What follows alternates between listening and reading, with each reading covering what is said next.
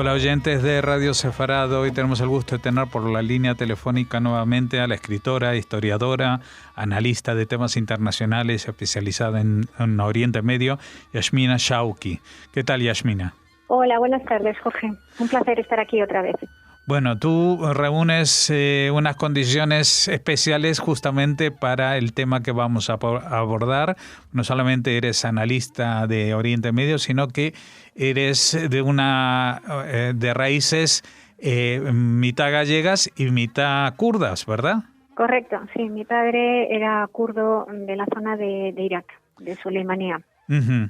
Bueno, hoy en día lo que está en las portadas de los periódicos y en las primeras imágenes de muchos telediarios del mundo son los kurdos en el norte de Siria que están siendo atacados por tropas de Turquía, pero en realidad los kurdos son los mismos kurdos en Irak, en Siria, en Turquía y en un poquito de Irán, ¿no?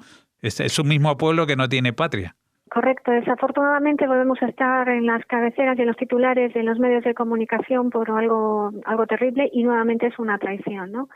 Y cierto, los kurdos se definen a sí mismos como un pueblo, como un grupo de pueblos étnicos que tienen unas raíces comunes, una tradición, una cultura y evidentemente también unos antepasados y unas raíces genéticas similares.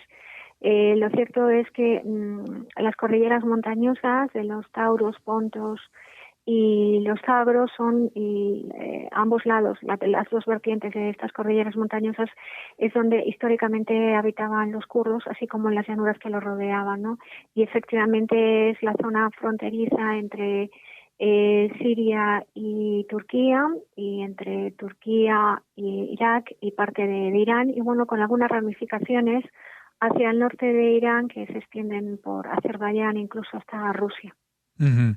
Ahora, tenemos un problema que no solamente tenemos ya un avispero como es el país Siria en los últimos 8 años, con una guerra civil terrible, sino que en el norte se había dado una posición, digamos, estanca cuando la administración Obama decidió dar cierto apoyo a las tropas kurdas en el norte de Siria. Estábamos hablando de 2.000 efectivos, tampoco eran proporciones muy grandes, pero que frenaban al ejército turco que también allá había incursionado y se había sentado en el norte de Siria, todo esto bajo el ambiente de la lucha contra el grupo Daesh, o conocido como ISIS a veces, y la propia guerra civil que desarrolla el presidente Bashar al-Assad con su oposición y con otros grupos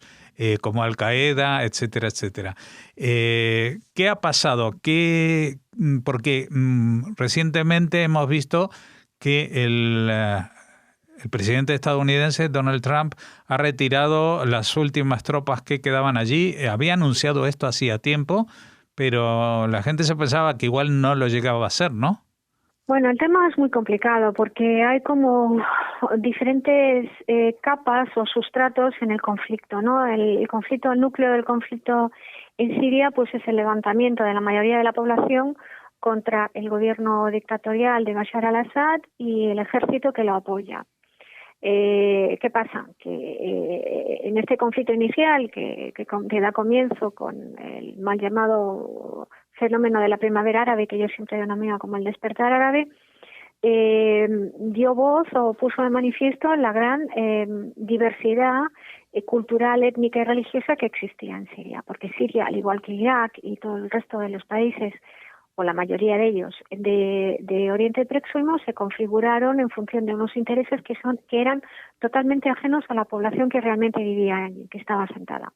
Una población muy diversa y muy variada, que vivió subyugada, como bien hemos comentado en algún otro programa, bajo el Imperio Otomano y de una manera bastante lasa. En el momento en que salta el conflicto contra el gobierno de Bashar al-Assad, pues bueno, saltan a la luz las discrepancias entre los diferentes partidos políticos sirios que estaban viviendo en la clandestinidad, los diferentes grupos étnicos, entre ellos, pues evidentemente los kurdos, ¿no? Pero también tenemos diferentes ramas de fundamentalismo islámico, moderados, socialistas, comunistas de todo tipo. Que es lo que ha provocado que la guerra siria se haya prolongado durante tantísimo tiempo, porque estaban luchando prácticamente todos, unos contra otros, ¿no? En un caos total. En la zona norte, en la zona fronteriza, en concreto entre Turquía y Siria, pues bueno, la mayor parte de la población es kurda, también hay, viven conviviendo pacíficamente con personas de origen árabe, algunos cristianos, y cuando digo árabe me refiero a árabes cristianos, árabes musulmanes sunitas, generalmente gente moderada. Y personajes como, por ejemplo, el que es conocido como Mazlum Kobane, cuyo nombre original es Ferhat Abdi Sahin, era un político que estaba reivindicando los derechos de los kurdos y que ante el levantamiento popular, bueno, pues se tuvo que poner al frente de unas milicias kurdas para defender a los kurdos de todas las agresiones que estaban viviendo, sobre todo fundamentalmente a manos de los más radicales islámicos, y no me refiero al Estado Islámico, sino antes de que éste se hiciera irrupción a la zona. Mazlum Kobane con grupos de otras personas, de otros partidos políticos, fundamentalmente moderados, comunistas, socialistas, generalmente laicos o musulmanes moderados, constituyeron lo que se llamaron las Fuerzas de Protección Popular, que son más conocidas por sus siglas, por la YPG, ¿no? YPG.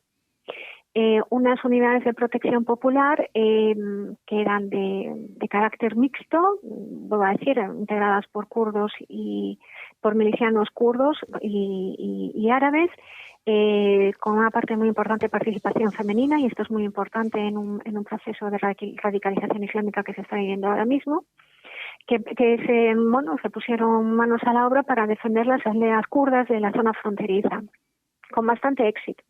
Entonces fueron logrando liberar pequeñas poblaciones y estableciendo gobiernos paritarios, cuando digo paritarios, verdaderamente paritarios, gobernados de manera igualitaria por hombres y mujeres, laico, en el que se ponían las instituciones desde la educación, la seguridad, etcétera, recuperando un poco la agricultura, la economía y estabilizando pequeños núcleos de población, ya digo, de la zona fronteriza. Su éxito no pasó desapercibido, sobre todo para las tropas, para el gobierno estadounidense y la coalición internacional, de tal suerte que consideraron que Mazlum Kobane, las milicias de la YPG, eran, digamos que la única fuerza de choque capaz de poder enfrentarse a la irrupción del Estado Islámico. Por lo tanto, empezaron a apoyarle con material, de manera indirecta, porque apoyaban a los sirios y no a los kurdos para no irritar a los turcos. Y bueno, el resto ya lo sabemos, es historia. Durante 5 años han luchado de manera muy efectiva, han sido los únicos capaces de acabar con el Estado Islámico, incluyendo el bastión de Raqqa.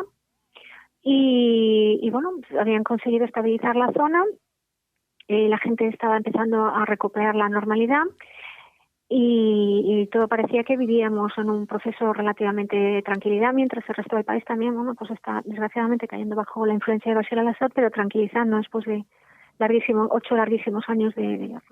Y de repente parece ser, según las fuentes que he consultado, que hace pues una semana aproximadamente el presidente estadounidense Donald Trump mantuvo una conversación telefónica con Erdogan, el presidente turco, y este le preguntó qué seguían haciendo los 2.000 efectivos norteamericanos en la zona fronteriza no fronteriza, en la zona norte de Siria, para ser exactos, cuando ya se había pacificado, ya no existía ninguna amenaza por parte del Estado Islámico, lo cual es falso, porque si no existía ninguna amenaza al Estado Islámico es porque los kurdos mantenían bajo llave los centros de detención tanto de los líderes del Estado Islámico que habían capturado vivos como de sus familias, ¿no? Por cierto, todos ellos, la mayor parte de ellos extranjeros, de origen occidental, y que ninguno de los países occidentales sabían qué hacer con ellos.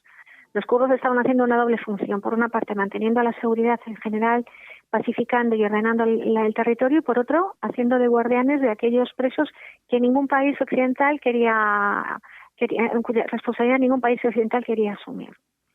El anuncio de Trump, sin ningún tipo de reflexión, en contra, como ya hemos sabido, de la opinión de sus asesores, que ha provocado la dimisión de algunos de sus asesores más cercanos.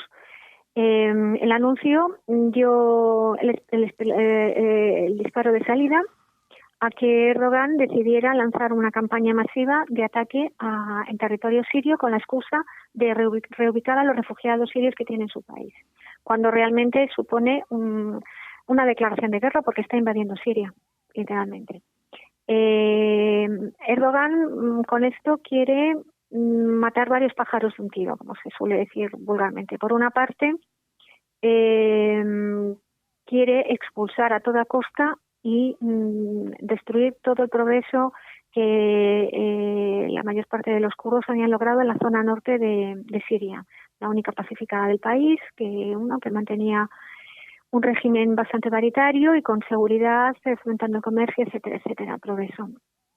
Con la excusa de que los kurdos de la YPG son terroristas, que ya hablaremos por qué utiliza esa excusa más adelante, si acaso os interesa saberlo, pues ha invadido territorio sirio, está bombardeando poblaciones, donde las víctimas fundamentalmente, como siempre, es la población civil, que está huyendo en masa, y bueno, las milicias kurdas están defendiendo sus aldeas. Ante el abandono estadounidense, los kurdos, con muy buen criterio, han considerado que es preferible quedar sometido bajo el yugo de Bashar al-Assad. Imaginaros el nivel de temor que tienen a las tropas turcas, que prefieren al dictador Bashar al-Assad que a los turcos. Y han pactado con el gobierno de Bashar al-Assad y con Rusia que les apoyen para frenar el avance de Turquía en Siria, ¿no? Lo cual es evidentemente una flagrante violación de las fronteras y el territorio sirio. Uh-huh. Y en eso estamos, a grandes rasgos, esa es la situación actual.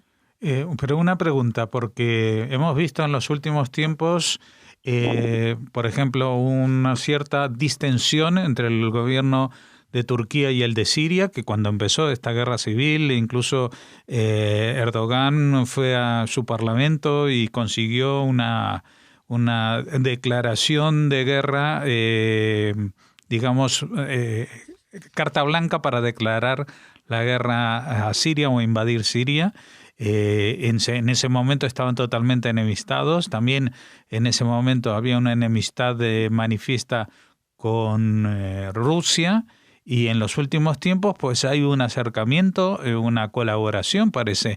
O sea, me resulta totalmente desconcertante que los kurdos encuentren protección entre los sirios y los rusos, cuando estos, así como citaba a Donald Trump, que habló hace una semana con Erdogan, pues Putin creo que habló hace 2 semanas con Erdogan. Esto es lo que pasa cuando los gobernantes, y con todo mi respeto para todos los países, los gobernantes son personas que no tienen la categoría institucional de hombres de Estado, ¿no? Y en el caso concreto de Erdogan, el odio acérrimo que tiene, bueno, en general muchos turcos, no voy a decir la mayoría, porque muchos ya se les ha caído el velo y entienden, han descubierto todas las mentiras que los sucesivos gobiernos turcos han contado sobre los kurdos, pero siguen teniendo cierto apoyo. De todas formas, yo esto siempre lo leo en lectura económica y en el resultado de los últimos procesos electorales que ha habido en Turquía, que como sabemos se ha repetido porque Erdogan, sobre todo en la ciudad de Estambul, no estaba conforme con el resultado electoral. Erdogan está perdiendo apoyo popular a grandes pasos, a pasos agigantados. Y ello es debido fundamentalmente por la economía, es decir, que el boom económico que vivió el país durante una década, 15 años, estamos viendo que no se sostiene, en parte también porque las vicisitudes de la economía mundial están en lo que parece no una recesión, porque a todos nos da miedo mencionarlo, pero sí con cierto retroceso, cierta ralentización, ¿no? Entonces, pero en Turquía se está sintiendo con muchísima más intensidad. Entonces, Erdogan está siendo cuestionado dentro de su propio país, está perdiendo apoyos populares, la economía va mal, y los pseudo dictadores, porque aunque ha sido votado democráticamente, realmente tiene un espíritu bastante dictatorial. Erdogan siempre acuden al populismo, a la llamada popular, como una medida de distracción, y los kurdos siempre han servido muy bien a este fin. Es un enemigo foráneo que hay que batir. Y esto pues distrae a la opinión pública de los problemas que realmente les deberían de preocupar, ¿no? Que es la falta de democracia en su país, la existencia de cientos de miles de personas detenidas y que han perdido sus trabajos por discrepar en lo que se supone que es un país democrático, discrepar de la opinión sobre Erdogan, etcétera, etcétera, y esto es una manera de distracción. Básicamente es tal y como yo lo interpreto. Por parte de Putin, bueno, obviamente Rusia siempre ha tenido aspiraciones imperialistas y Putin nunca lo ha ocultado ni se ha mantenido distante. De hecho, ahora mismo está en los Emiratos Árabes, en Arabia Saudita, con lo cual es una demostración de que podemos ver un vuelco importante en las alianzas y en el ejercicio de el poder en Oriente Próximo y que tiene mucho que ver en la actitud de fronteras hacia adentro de Trump, ¿no? Es decir, que primero los americanos y después el resto del mundo, y cuando se den cuenta se van a encontrar a todo el resto del mundo alrededor de ellos. Pero bueno, eso es otra historia que daría para mucho debate, ¿no? Pero la lectura básicamente es eso: problemas internos dentro de Turquía. Erdogan quiere distraer la opinión pública. A Putin siempre le ha interesado acrecentar su esfera de influencia. Estamos hablando de Siria, el acceso a un puerto muy importante en el Mediterráneo, pero también influencia en zona de potencial de petróleo, etcétera, etcétera. ¿Cómo interpreta esto que Donald Trump, a continuación de la orden de salida de las tropas, dijo que iba a implementar sanciones económicas y a Turquía se le ocurría atacar a los kurdos? Porque evidentemente Turquía no le ha hecho ningún caso. Bueno, Turquía realmente ahora mismo se encuentra en una situación que cree que está en una situación de poder absoluto, porque cree que consigue frenar cualquier actuación de la Unión Europea, y lo está consiguiendo de momento bajo la amenaza de abrir las puertas a todos los refugiados que guardan en su territorio, por una parte, ¿no? En segundo lugar, bueno, pues también está amenazando o chantajeando con el hecho de que es un miembro de la OTAN y por lo tanto no se le puede atacar porque hay un tratado que obliga a la protección y no a la agresión. Entonces, Donald Trump, que es una persona muy poco hábil, tiene es muy cortoplacista y muy corto de miras, y donde digo Diego, ya lo sabemos por toda su trayectoria, ha debido darse cuenta de que la retirada de esos mil efectivos, que no eran tantos, eran bastante pocos y que no tenían un coste significativo, pero que bueno, que se deben de leer desde el punto de vista de la pre-campaña electoral que está haciendo, ¿no? En su propio país, pues se ha dado cuenta de que ha metido la pata hasta el fondo, y que el problema que ha suscitado o que ha hecho surgir a raíz de una decisión tan intempestiva propia de él, pues ha decidido que como es miembro de la OTAN en Turquía, lo único que puede hacer es sancionarlo económicamente, ¿no? Porque cree que va a funcionar igual que le ha funcionado por ejemplo, con Rusia, con China, ¿no? Pero el mercado turco es muy diferente.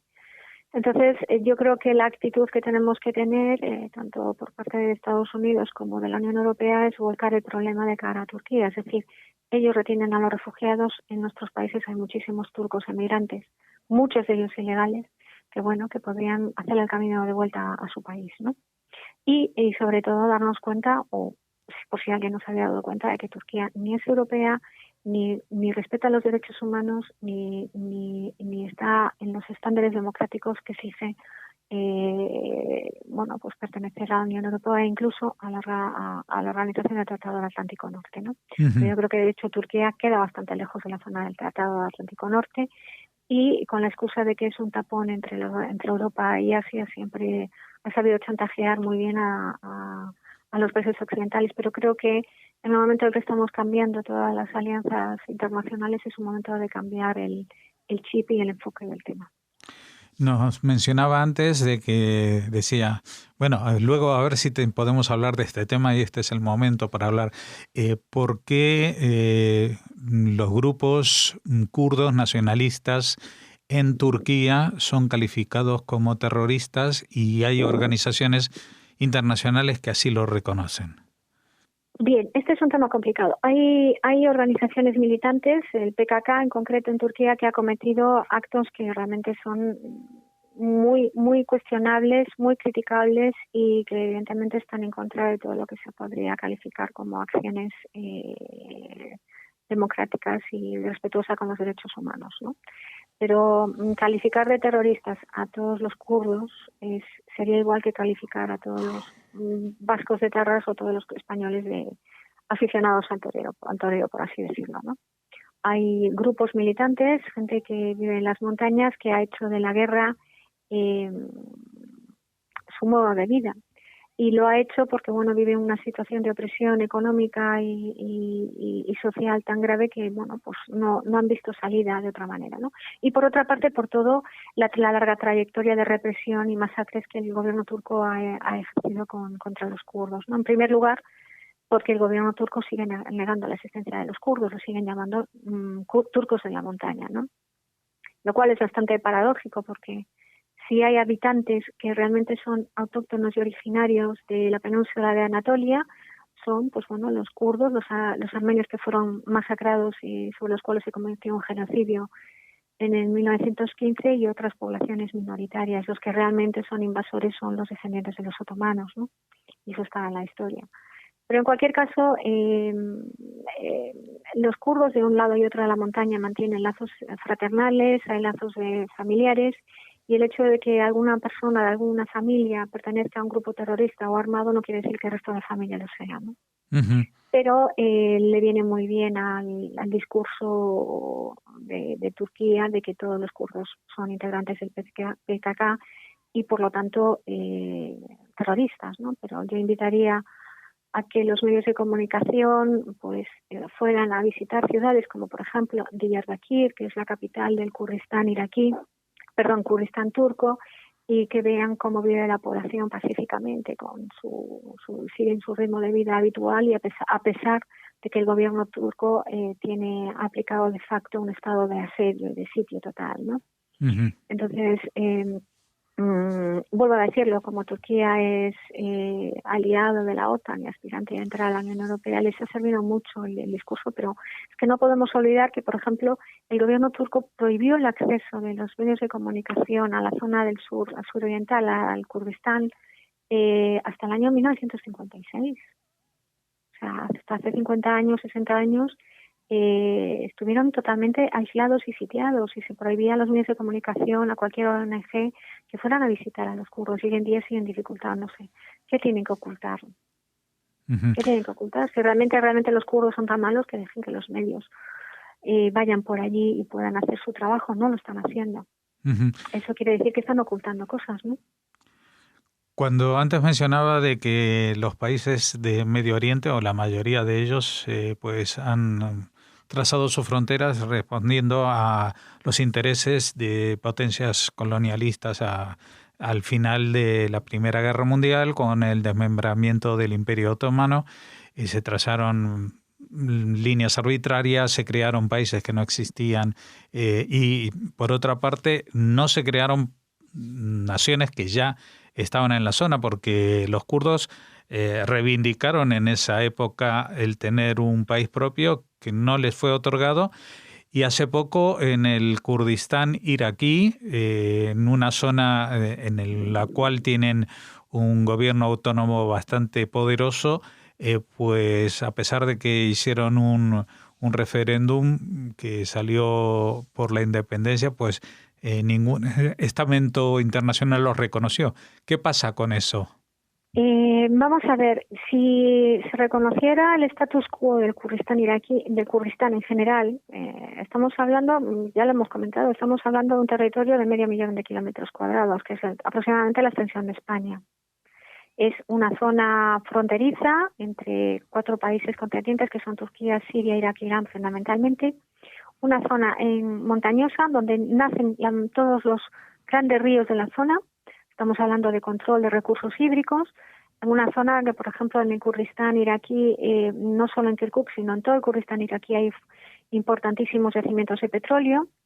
Y entonces estamos hablando, por una parte, de control estratégico fronterizo, de recursos hídricos fundamentales, sobre todo con el problema del cambio climático que tenemos encima, y, por supuesto, los recursos petrolíferos, ¿no? Eso sin hablar, pues, de otros recursos minerales, de agricultura, etcétera.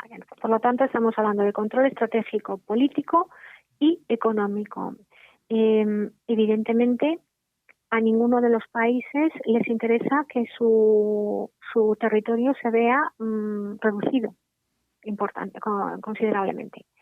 A ninguno de los países les interesa que surja un Estado kurdo independiente, con una cultura y una tradición que es muchísimo más cercana al occidental, tal y como estamos viendo de la colaboración que ha habido hasta ahora, que bueno, con todas las taras que tiene el gobierno regional de Kurdistán de Irak, que bueno, tiene taras de corrupción, etcétera, etcétera, son mucho menores que el resto de los países de su entorno y bueno, en general desestabilizaría el equilibrio de poderes que se mantiene desde la segunda década del siglo pasado, tras la Primera Guerra Mundial, ¿no? Uh-huh. Yo creo que es más un miedo al cambio que realmente a lo que supondría. Yo, por lo contrario, creo que el Kurdistán sería una zona de estabilidad. Lo estamos viendo. El gobierno regional del Kurdistán iraquí es la única zona pacífica y tranquila de Irak. Han sido los únicos capaces de frenar el avance del Estado Islámico y con todos sus efectos en su pequeño territorio han acogido a más de 3 millones de refugiados, más los que se les vienen ahora de Siria, sin recursos externos. Con todos sus defectos y problemas que los hay, no lo vamos a negar, porque bueno, es una democracia incipiente con todos los taras que ello implica, pero son un ejemplo en muchos ámbitos que pone de manifiesto las deficiencias democráticas y de libertades y derechos humanos del resto de los países, ¿no? Más allá de toda la migración territorial, etcétera, ¿no? Y por otra parte, reconocer el hecho de diferenciar kurdo, bueno, pues implica tener que reconocer un problema de falta de reconocimiento histórico y grandes violaciones de derechos humanos, ¿no? Desde el genocidio de Halabja en el Kurdistán iraquí al genocidio kurdo en la década de los años 20, el 21-23 en Turquía, posterior al genocidio armenio. Vuelvo a decir, yo no me olvido de eso, ni tampoco la parte de culpa que tuvieron los kurdos de Turquía en la masacre. Y hay cosas que hay que reconocer, que la memoria histórica exige que todos reconozcamos, ¿no? Pero bueno, no estamos preparados. Quizás a lo mejor ahora con la entrada de Rusia haya un cambio de paradigma, porque los kurdos en general han mantenido bastante buenas relaciones con Rusia ya en la época de la Unión Soviética y ahora pues si lo recuperan probablemente pueda haber un cambio. Uh-huh. Bueno, de alguna manera me ha estado respondiendo a lo que iba a preguntarle, qué salida tiene esto, qué futuro, y creo que usted ha señalado que un poco por la geopolítica que implemente Rusia en la zona, eso es lo que va a determinar y va a influir de forma más determinante, ¿no? Porque Estados Unidos lo que está haciendo, por lo menos con la administración Trump, es salir de todas partes y dejar de tener presencia y controlar y ya no ser el famoso policía del mundo, pero eso deja tras de sí también un ambiente muy anárquico, ¿no? Que seguramente otros actores aprovecharán. Así que, bueno, me imagino que en un futuro no muy lejano tendremos que volver a entrevistarla para consultar hacia dónde va el pueblo kurdo en estos días, qué salidas puede llegar a tener y si realmente llegarán a una tierra de promisión de poder gestionar su cultura, su nacionalidad, etcétera, de forma independiente. Muchas gracias, Yasmina Shawki, por habernos atendido. Muchas gracias por haberme invitado y espero que la próxima vez que intervenga sea por algunas noticias un poco más positivas. Eso es lo que esperamos todos. Muchas gracias. Gracias.